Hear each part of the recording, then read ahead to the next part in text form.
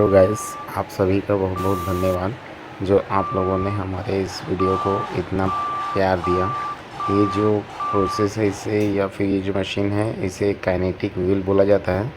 इसमें अधिकांश लोगों ने मुझसे पूछा कि सर इसके बनाने का प्रोसेस क्या है, तो आइए देखते हैं। सबसे पहले मैंने इसका लोहे का स्टैंड बना के वेल्डिंग करवाया। साथ ही चक्र को फिट करने के लिए ऊपर 1 इंची का बोल्ट लगवाया है और साथ ही साथ मोटर को भी मैंने इसमें वेल्डिंग करा दिया है, ताकि उसे आप चाहो तो उसे एमसिल से भी चिपका सकते हो, पर मैंने इसे वेल्डिंग करा दिया है। हमने इसके चक्र को बनवाने के लिए 9 mm प्लाईवुड का उपयोग किया है, जो सर्कल है काइनेटिक व्हील का उसको, ताकि इस चक्र में हमने पहले से ही एक बीच में होल करवा दिया था जिसमें हम बेरिंग को फंसा सकें। और हमारा बेरिंग ये 1 इंची का सबसे स्मॉल साइज़ का 628 नंबर का बेरिंग यूज़ किया है।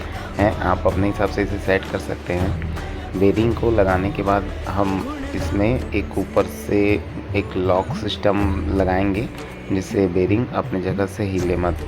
और उस बेरिंग के ऊपर मैंने पुल्ली बनाने के लिए प्लास्टिक के ढक्कन का उपयोग किया है, जिससे रबड़ इसमें आसानी से चल सके। उसको वन साइड सेट करने के बाद हम इसे चिपका सकते हैं। तो ये मैं आपको दिखाने के लिए कर रहा था। मैंने इसे पहले से ही इस टाइप का बना के रखा है और बीच में जो पुल्ली दे के रखा है, जिससे कि हमारा जो रबड़ है वो इसे आसानी से घुमा सके और हमारा रबड़ बेरिंग के माध्यम से घूमेगा, तो ये चलने में बहुत आसान रहेगा और चक्के को अच्छे से घुमाएगा। 4 वॉट का रहता है, 5 से 6 इसका राउंड RPM रहता है, राउंड पर मिनट। इस मोटर के सहारे हमने इस चक्र को बनाया है। इसे हमने स्टैंड में यहाँ पीछे से, आप चाहो तो इसे वेल्डिंग भी करा सकते हो या चाहो तो इसे एमसिल से अपन चिपका चुके हैं। तो मैंने यहाँ पे एमसिल से चिपकाया है और ये मोटर को कुछ इस तरह फिट किया है। साथ ही इसका साइज़ बढ़ाने के लिए हमने ये बांस के लकड़ी का उपयोग किया है, जिसमें मैंने सामने से होल करके और जिसे रबड़ मार ना खाए करके यहाँ पर PVC का टुकड़ा लगा दिया है। और रबड़ को एक स्थायी रूप से चलाने के लिए यहाँ पे 2 अलग अलग सेक्शन बने हुए हैं, ताकि रबड़ इनसे बाहर मत आए। क्योंकि ये मोटर बहुत हैवी मोटर रहता है, तो जब ये स्पीड चलेगा या जब ये अपनी स्पीड में आएगा तो रबड़ आगे पीछे मत हो, इसलिए मैंने यहाँ पे एक ब्रेकर टाइप का एक यूज़ किया है। चाहे तो आप इसमें प्लास्टिक की जो पुल्ली आती है उसका उपयोग कर सकते हैं।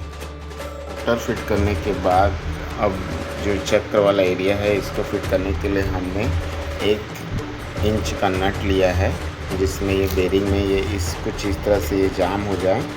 उसके सामने साइड से ये यहाँ पे रबड़ को फंसाने के लिए जो हमारा ढक्कन वाला एरिया है जिसमें हमें मेन फिट करना है, उसको सामने साइड रखा गया है। ये इस तरह हमने कुछ एक छतरी को फिट किया है। दूसरा छतरी है, इसमें खोल किए हैं सामने से, ताकि ये इस नट में आराम से फिट हो जाए।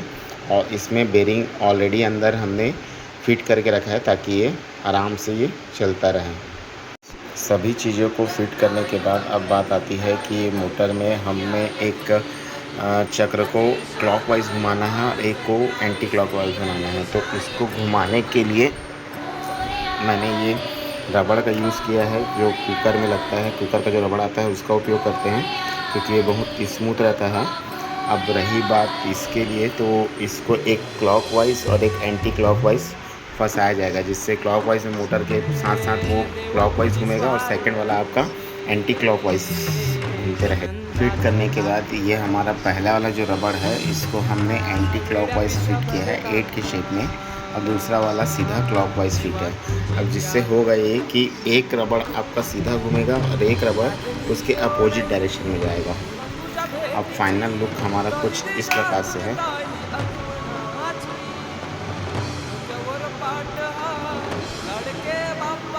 अगर मैं आपको साइड से दिखाऊं तो ये कुछ इस तरह से चल रहा है। क्लॉकवाइज वाला ये आपका एक जो सर्कल को सीधा घुमा रहा है और एक एंटी क्लॉक वाला 8 वाला उसको अपोजिट दिशा में ले जा रहा है। तो जिससे ये दोनों का सर्कल कॉम्बिनेशन बोलता है, जिसको अपन काइनेटिक व्हील बोला जाता है। जिसे प्लीज़ लाइक करें, सब्सक्राइब करें। Thank you.